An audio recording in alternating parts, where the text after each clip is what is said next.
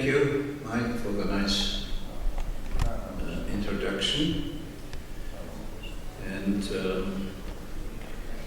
I'm going to talk to you about a sexy technology. Seems to be very sexy to a number of people, particularly those in universities and Horizon 2020 and in the water desalination business. They have spent an awful lot of time and effort in developing technologies how to make the seawater in desalination plants more and more concentrated and squeezing more and more water out of the seawater. And at the end of every such presentation, they say, well, there are so many valuable minerals in this reject, and we have to see how to valorize it. Who knows here what valorization means? 2. Well, that's not a very good score. So I'm going to talk about the latest development and about the DuPont membrane that is quite new and that is inventive in the sense, revolutionary if you like, in the sense that the development of this membrane has taken a complete departure from the previous effort of the research development people who were developing desalination membranes up to the point. They have been trying to make the membrane so that it passes through water as clean as possible from solution, from saline solution, as concentrated as possible. Now, when they do this, then the reverse osmosis, the reverse osmosis pressure becomes enormous, particularly when polyvalent ions are present in the seawater, in the saline part of the membrane. Now they have this genius idea of making it differently, of making a membrane that passes through a lot of the ions so that at the end of the standard reverse osmosis pressure, which is 80 bar, the salinity on the pressure part will rise, and the salinity on the other side of the membrane will be such that there will be a high flux of brine through the membrane, and that the pressure or that the concentration of the other side of the membrane will allow to operate the membrane at 80 bar. Now, the abbreviation LSRRO membrane or process stands for Low Salinity Reduction Reverse Osmosis. Now, all that is actually based on some kind of repetition of the natural evaporation process of seawater to produce sea salt. And that is relevant to these places in the world. From left to the right, it's the United States, California and Baja California. Then it's the whole north coast of Africa and the Mediterranean, is the Middle East, perhaps also Somalia. It is, let's say, Pakistan and the western part of India and Australia. The chemistry of seawater in the open oceans, we have concentration of 3.5 bromine, very regular all around the world. Perhaps there are some places where the salinity is lower, such as Balticum, and where it is slightly higher, such as Mediterranean or the Gulf. But the relative composition and concentration of these salts are the same everywhere.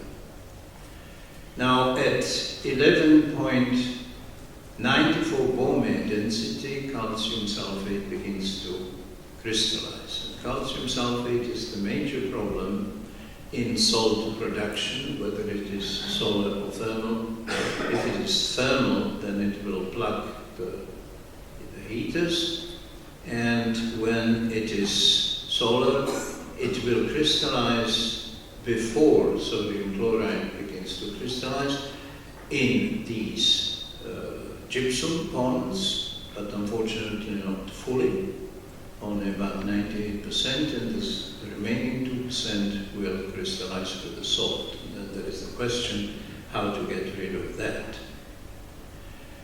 At the concentration of 26 bromine, the sodium chloride begins to crystallize, and at a concentration of 28.5 bromine, the bitters should be removed because the salt that is crystallizing from such high density, high concentration bitters begins to be less pure and less valuable.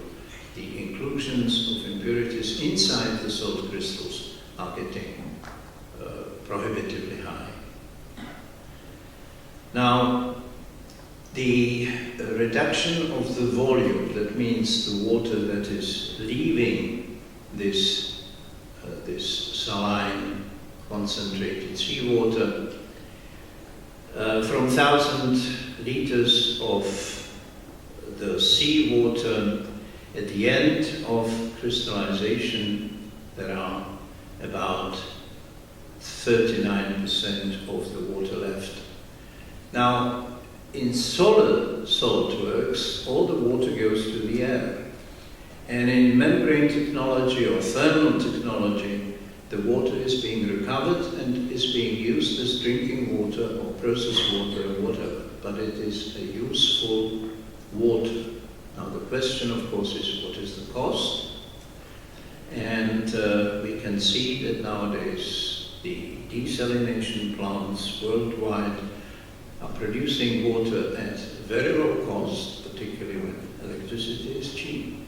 And we can speak about, let's say, between half or around $0.50 per cubic meter. So the effort that is being put in development of these technologies is based on the value or on the price of salt somewhere around $0.50 per cubic meter. This is the volume of seawater during evaporation as graphics. And then I have to speak about the project 3387 that we have done for a client here in this region.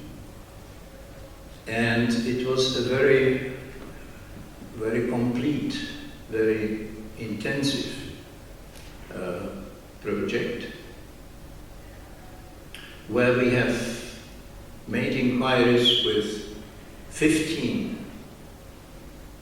companies who were active in concentration of seawater. And these are the processes that were considered. And then we have received from 15 vendors, we have received 5 detailed proposals with prices and consumption figures which we could evaluate. Now the evaluation at that time was that, the offers that we have offered there were 6 vendors, but 2 of them were submitted together, so 5 vendors. The 6 lines with 6 multiple effect evaporators. The other one, nanofiltration, reverse osmosis, 3 effect falling film evaporators, sodium chloride crystallization by company B, and the company B has offered 7 effect falling film evaporators, 5 effect evaporation, and crystallization with forced circulation. Company C, 5 effect evaporation, crystallization with forced circulation. D, nanofiltration, degassing, 7 effect falling film evaporators, 5 effect evaporation and crystallization with forced circulation. And the company E, 15-stage flush evaporation with 5 effect evaporation and crystallization, or both the concentration part and the crystallization part with gypsum slurry. Now the evaluation was that only the company E has offered a process that under the circumstances of this project, and I repeat, under the special circumstances of this project, has offered 55% return on equity. Not on investment, but on equity. Why? There is a difference because the profitability of the project allowed high borrowing.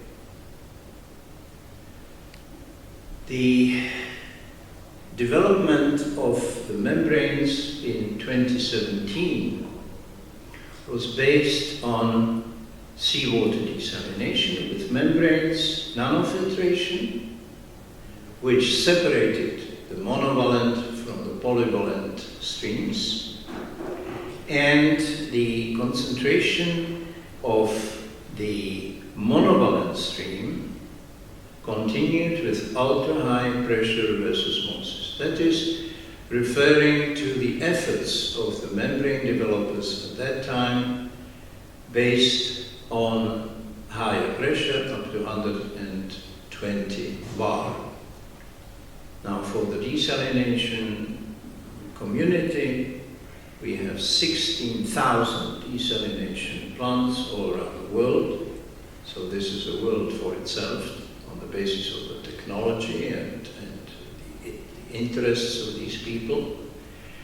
120 bar is a problem for them because simply there are not many companies that offer instrumentation and other devices that are required that are rated at 120 bar. Now, the concentrate was 11 to 12% sodium chloride. With this improvement, I mean starting with 12% instead of with 7%, 6 to 7%, the profitability of the process offered by the company E improved from 55 to 74%. I was referring about this at some of these conferences before. I think it was with Roskilde and it was in the Middle East. Now, let's take a look what is actually recoverable from the seawater. So we have 36 million cubic meters of seawater that is needed to recover 1 million tons of sodium chloride. And this sodium chloride is, of course, the main product and cost bearer. In addition to that, we have magnesium salts that correspond to about 80,000 tons per year of magnesium oxide. Then we have potassium chloride, 27,000 tons. We have sodium bromide, 31,000 tons, corresponding to 2,150 tons per year of bromine.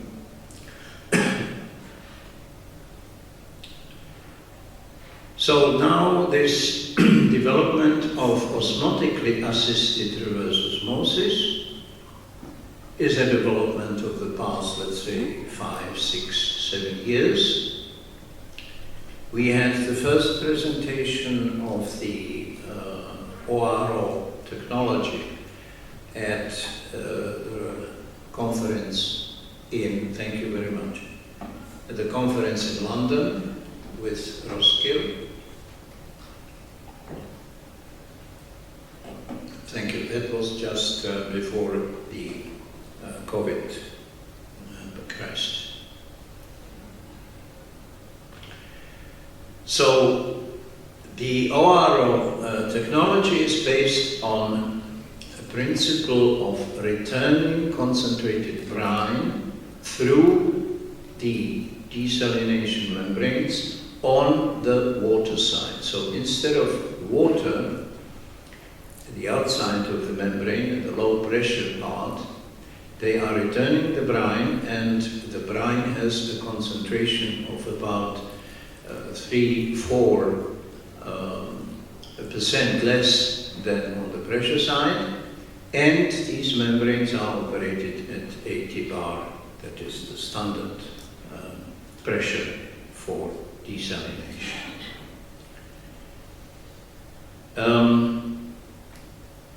This has taken another 3 or 4 years for this company that introduced the OARO commercially to build the first plant in Indonesia. Now, this is a plant that is unique.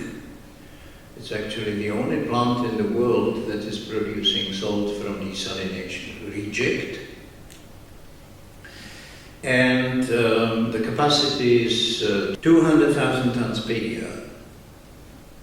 Evaporated salt, table salt, dry, iodized, and packed and distributed through the owner's own shops, owner's own supermarkets. Now, Indonesia has this special situation of climatic conditions which are not suitable for solar evaporation. Sometimes it rains, sometimes it doesn't, sometimes they produce 2 million tons, 3 million tons, and sometimes 200,000 tons. So they are relying on imports. They have initiatives driven by the government to reduce the imports. There was even a ban on imports, which had to be lifted because there was a shortage of salt in the country. So there is a special situation for this company that is selling the salt through its own shops and can regulate the price and the cost and things like that, that they have an incentive to produce salt from Desalination Reject.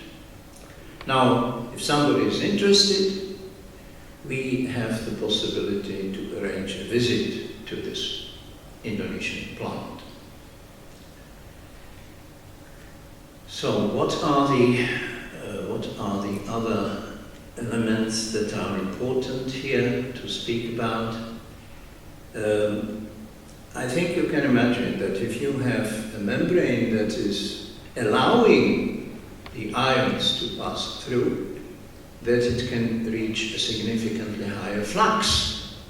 The flow of the brine of water, brine of this given concentration through the membrane. So it's about 20 liters per square meter compared with 2 liters per square meter of the standard water-producing membrane. Standard size and standard pressure. So it's attractive. The system divides the monovalent from the polyvalent ions right at the beginning of the process. So we have a monovalent brine with a concentration of about 3% sodium chloride, potassium chloride, and sodium bromide.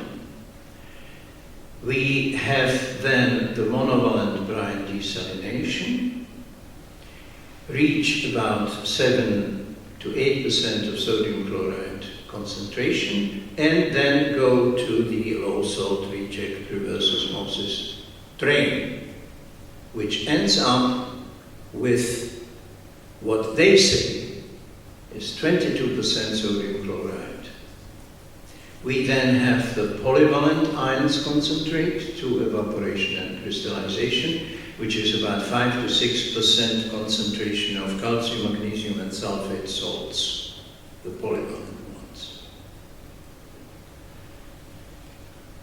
Now, what the valorisation idea is. The valorisation idea is that somebody, not the water companies, that somebody will produce drinking water, sodium chloride, very high purity, potassium chloride, sodium sulphate, bromine, and from the polyvalent streams drinking water, and salts of calcium and magnesium.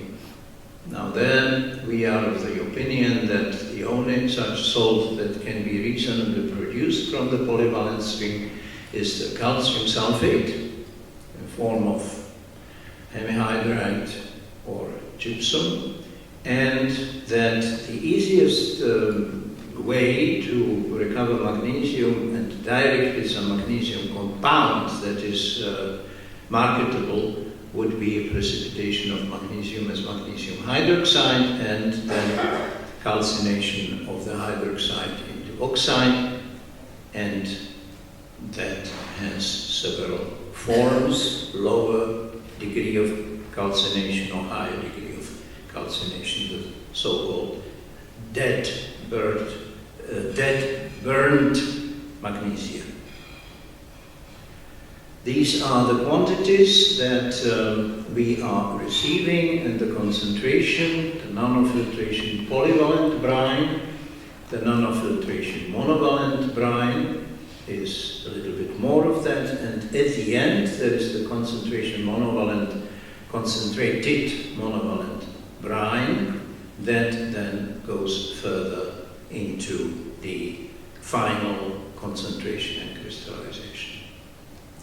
So we have the block diagram here, we have nanofiltration separation of monovalent and polyvalent stream. So we go into the with a polyvalent stream, we go to the multiple flash evaporation with gypsum slurry.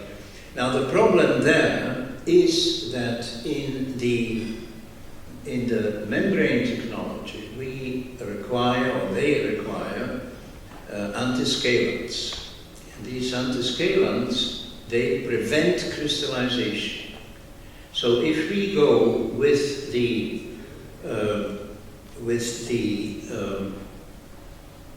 polyvalent stream into the multiple flash evaporation, the polyvalent stream, after removal of these antiscalants, will immediately start crystallizing and scaling. So here, in order to allow crystallization of the calcium sulphate, we have to remove the antiscalant. And afterwards it can crystallize, but it means that the concentration of calcium sulphate entering the multiple flash has to be below saturation. It's a limitation that is there. Now, after removal or after recovery of the calcium sulphate, magnesium hydroxide can be recovered by precipitation. The rest of this alkaline brine can join the stream of the monovalent ions, and that stream, of course, has to be purified, has to be conventionally purified. Calcium, magnesium has to precipitate, and this purified brine can then go to sodium chloride crystallization plant. Again, has to be closed because we want to recover the water. From the sodium chloride concentration crystallization plant, we can then recover potassium chloride in a separate crystallizer at a different temperature, and the mother liquor can be returned.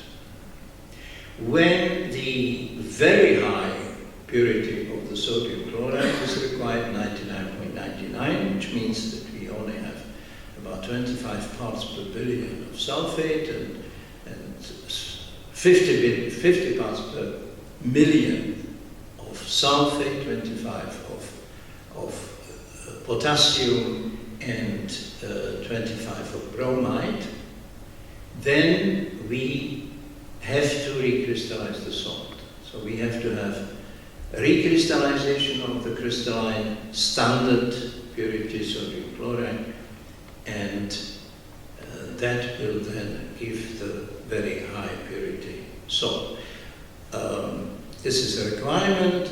However, it can be questioned whether this requirement is justified or not. Then there is a separate removal of sodium sulphate by cooling crystallization, and there is then bromine removal from the purge from the whole process. So we are actually recovering all water and all minerals from the seawater. So we have achieved the dream of recovering fully everything that is in the seawater. Now, this graph shows the cost of solar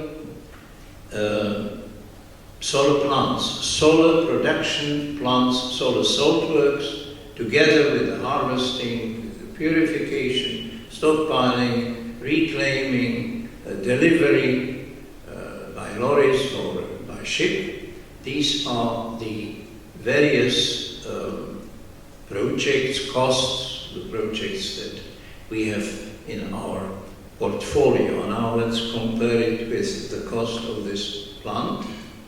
For 1 million tons, the cost is estimated between 300 million and 600 million, and I think 600 million is probably not quite enough. So we have a situation where we are having an enormous investment required, but compared with the previous project with the ultra-high pressure membranes that actually improved the economy a little bit, the economy is now double. Instead of 74%, it's about 150% return on equity.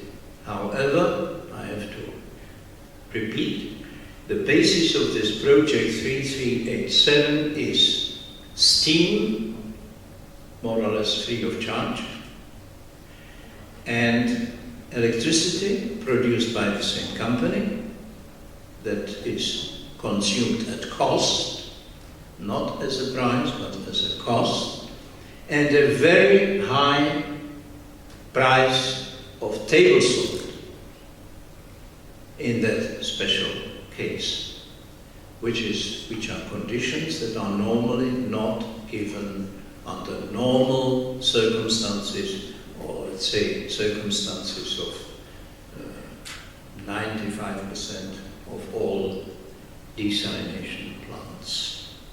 Conclusions. The OARO process brings the brines up to 22 gram per liter. Now, note the difference. The water people, they are saying 22 gram per liter is the same as 22%, which we all here know that this is not the case, that the density of this brine is about 1.12, 13, and therefore it is not 22%, it is only 18%, and this is what we have to assume at the beginning of calculating the mass balance. We are making mass balance and not a volume balance, as the water people do. And that we still have to purify the brine. There is a conventional brine purification that requires chemicals and equipment. And that the crystallization stage, yeah, that's what I said. There is a necessity for conventional brine purification, that the cost of crystallization is the same as crystallization from other brines. The recovery of minerals other than sodium chloride is possible, but these are of relatively low value. Calcium sulphate, gypsum for plaster, well, it's not expensive. And that bromine recovery is the only relatively attractive product, but doesn't compensate for the high cost of concentration of the brine from 18 to 26%. Now, I would consider to turn your salt into gold by other means than by membrane technology, as attractive and sexy it may look like. Now, one more point. Who knows what this is? Go on.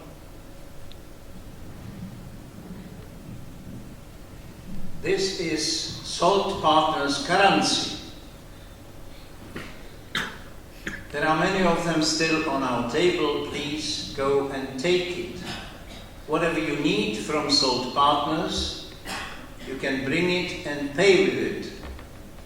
We started with this in 2015. It was worth about $1,000.